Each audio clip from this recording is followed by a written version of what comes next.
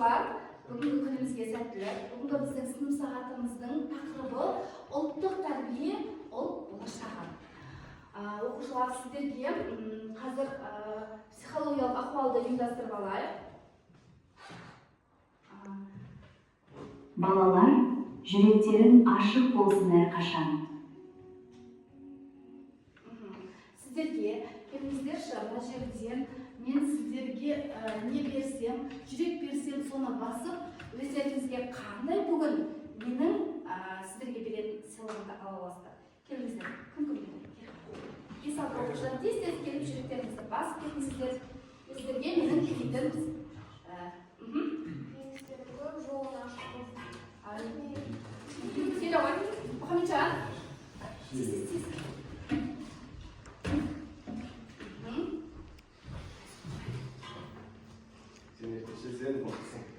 Керемет, молодец жарайсың.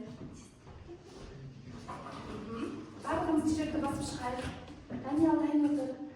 Сенің табанды көресің. Керемет, жақсы. Айтма. Уақытсыз бәр балалар. Бауыржан.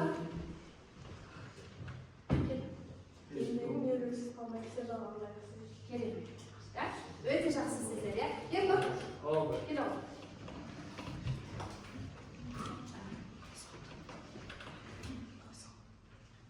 Бүгінгі тақырыбымыз ертеңгі табыс.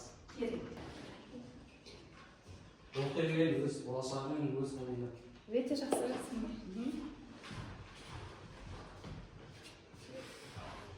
Кішкентай қадамдар үлкен жетістікке жетеді. Керемет. Арманына ешқашан бас тартпа. Керемет. Қателесуден қорықпа, бұл да үйрену. Өте жақсы.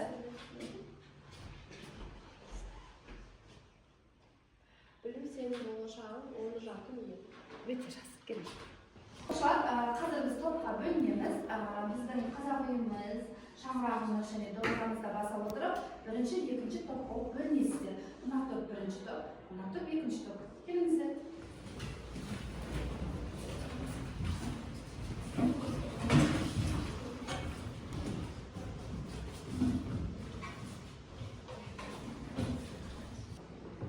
Жақсы. Ондай болса, топқа бөлініп алдық. Қазір видеоны тыңдап көріп алайықшы. Ондай болса, оқушылар, адам жақсы туралы қалай қалыптасады? Оны қалыптастыратын біздің дініміз, тіліміз. Уже ұлтты құрайтын осы үш нәрсе ғой. Бұл дін деген салттардан анадан қорқамын, мынау ертегі айта алмайтын әжеден қорқамын. Бесік жердің айтып үлкен маған. Сол сияқты ертегі деген бұл адам өзінің ұлттық бұрынғы жүріп өткен баланың жолын ертеңгі түрде балаға беретін тәрбие, баланың ұлттық болмыстың қалыптасуына отбасының институттың үлкен тәрбиесі болады. Сондықтан осы нәрсе қалыптаспағаннан кейін адамның ішкі жан дүниесі хаос болады, бос болады. Енді бос болған немесе ол әлеуметтік желіге қарайды. Әлеуметтік желіде неше түрлі ұятқа нұқсан келетін дүниелерде толып кеткен, оны дінмен желеуге еткісі келеді. Сөйлетті жаңағы ішкі хаос болған, бос болғаннан кейін осы келеді деген сияқты қабылдайды. Қай ата-анамыз жаман болғанын қаламайды. Сондықтан ол балалар жеке қосын мектепте аллаға білімнен бөлек қосымшаға беріп жатыр. Ақы төлейді. Оны дұрыс келген мысалы Құранда аят бар ғой.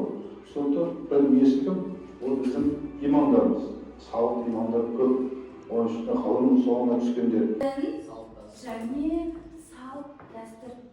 Осы үшеуін беріп ұсталса, біздің істейді ұлттық тәрбиеміз, балалардың бойына қарайды. Ұлттық неміз тәрбие және ұлттық құндылығымыз істейді нығая түсуіне істейміз, кепіл береміз. Енді оқушылар, біздің тапсырмамыз, қазір сіздерге орындайтын тапсырмаларымыз екі топқа бөлінді. Бірінші топ, мына тобымыз ұлттық құндылықтар туралы. Не істейсіздер?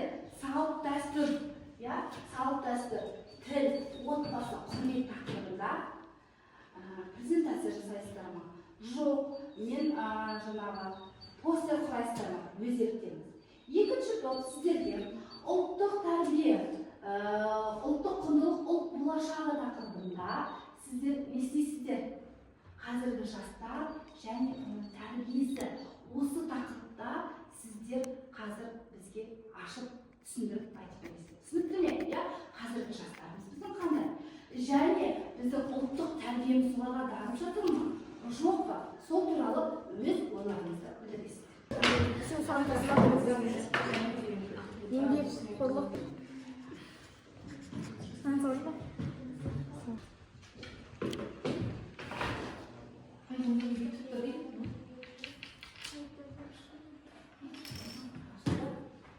Біздің тақырыбы ұлттық құндылықтар болашаққа жол.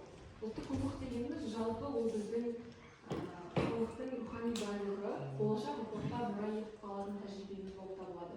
Бұл қазақ халқының тарихи тәжірибесі мен дәстүрлерінің айнасы. Ұлттық құндылықтардың маңызы. Тарихи тәжірибе ретінде ұрпақтан ұрпаққа жеткен халықтың өмір сүру өнері мен мұраттары, рухани бірлік, халықтың ортақ құндылықтары арқылы ұлттық тәуелсіздік пен тұтастығын сақтау. Ал болашақ міндеті ол жас ұрпақты ұлттық санаға білімді азаматтар болып тәрбиелеу. Келесі тарих тағылымы. Қазақтың дәстүрлі құндылықтары. Негізгі дәстүрлеріміз ол бізде қонақжайлылық, аманаттық, құрмет пен құрметтеу және бірлік ынтымақ болып табылады. Бұл құндылықтарымыз бізде ұрпақтан ұрпаққа беріледі және келер ұрпақты тәрбиелейді.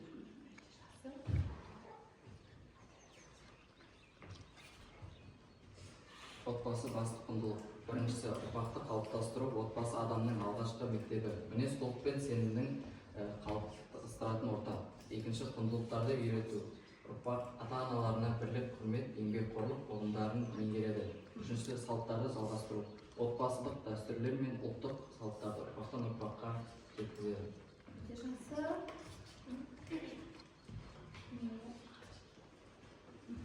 Тіл ұлттың жаны, ұлттық тұлға, ана тілі халықтың ұлттық санасы мен тарихи. Тіл арқылы ұрпақ өз түпкі тамырын табады. Мәдени мұра. Тіл арқылы халықтың әдебиеті, аңыз әдебиеті, тарихи зерттері сақталады. Болашақ құрылысы, ана тілін меңгеру, қазақ тілін құрметтеу, оны үйрету және жетілдіру қажеттігі. Өте жақсы, керемет. білім жарқын болашақ деп білеміз. Білім беру маңызы, сапалы білім дамыған елдің негізі. Бүгінгі жастардың білімі ертеңгі Қазақстанның дамуына айналады. Қазіргі заман талаптарына сай білім, іргелі білім негіздері өзінің дамыту. Өте жақсы. Еңбекқорлық пен кәсіпкерлік. Еңбекқорлық еңбек арқылы нәтижеге жету, өз қабілетін таныту. Кәсіпкерлік идеяларды жүзеге асыру, жаңа мүмкіндікті туғызу, ел дамуы, қоғам мен елдің тұрақты өсуіне үлес қосу. Өте жақсы, керемет айтыңыз. Патриотизм мен отанға сүйіспеншілік. Ол қазіргі таңда өте үлкен мәселе болып саналады. Себебі патриотизм ол әр қазақтың қанында болу керек және бізге ата-бабамыз беріп кеткен жеріміз бен тілімізді сақтап қалуымыз керек. Өте жақсы, керемет. Жастардың ұлттық құндылықтарының болуы. Қазір көптеп біз деген Қазақстан тарихын оқуымыз керек, әдебиетті оқуымыз керек. Себебі бізге ата-бабамыз қалдырған тіліміз, жерімізді сақтап, соны келесі ұрпаққа баулуымыз керек. Керемет. Өте жақсы. Ұлттық құндылықтар халқымыздың рухани тірегі, оны сақтау әр адамның міндеті.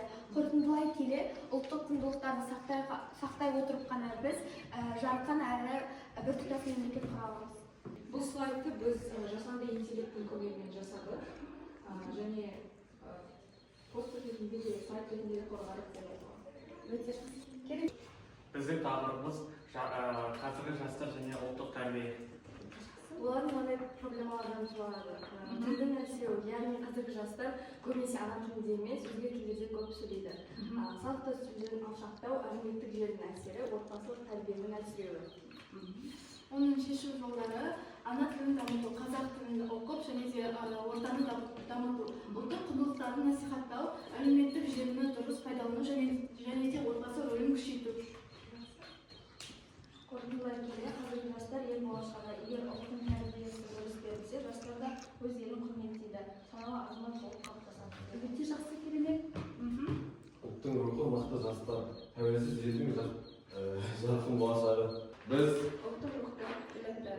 Қаншыл жастарымыз Еліміздің болашағы біздің қолымызда. Жақсы, керемет. Сіздердің бүгінгі сабақта, сынып сағатында алып жатқан мағлұматтарыңыз өте көп болды. Бізге берген, сіздердің топтарыңызға берген тапсырмаларды өте орынды, уақытында орындадыңыздар. Бірінші топ слайд арқылы көрсетіп, жасанды интеллектті қолданып, слайдпен тақтаға шығарып, телефонның ғана бір ғана көмегімен ғана үлкен қылып шығарып, слайдты қорғап жатсыздар. Ол үлкен жетістік деп ойлаймын. Екінші топ өзіміздің дәстүрлі қағазымызға жазып, суретімізді, шаңырақтың суретін салып, үлкен бір жоба жасап отырсыздар. Бұның өзі қандай еңбек деп айта аламын. Рахмет сіздерге оқушылар. Ал енді қазір қолдарыңыздың барлықтарыңызда ұялы телефон бар ма? Ұялы телефон арқылы мына сұрақтарға жауап берейікші. QR код арқылы қазір бассаңыздар сіздерге сұрақтар шығады. Сол сұрақтарға тез жауап берейік.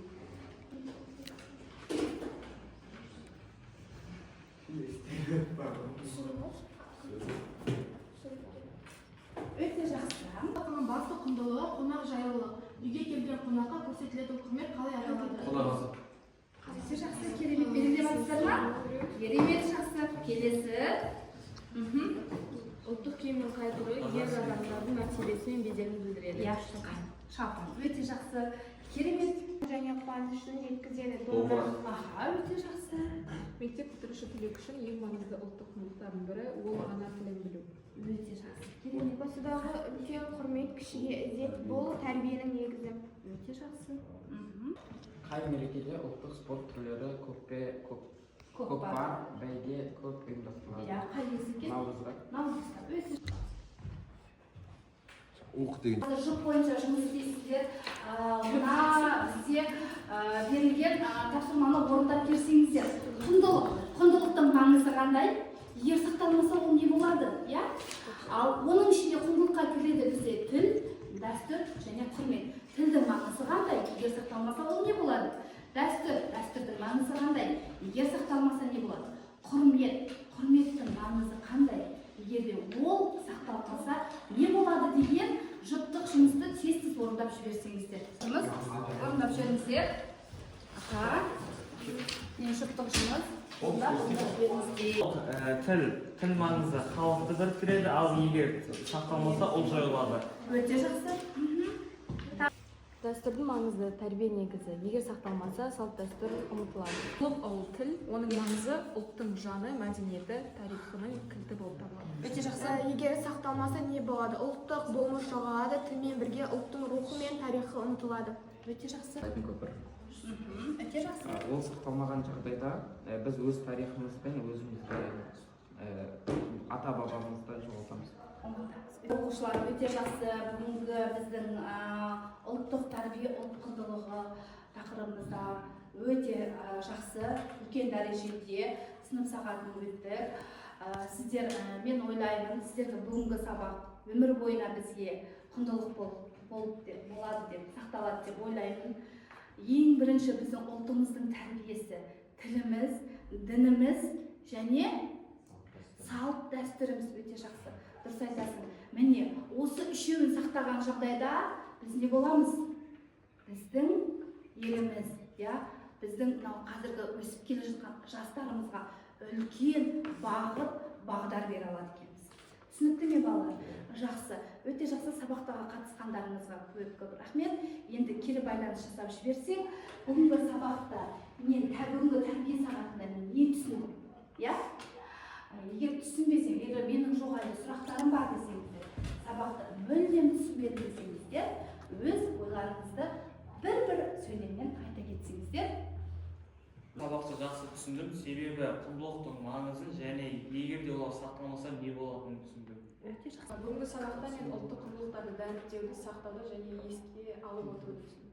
Өте жақсы. Рахмет. Керемет.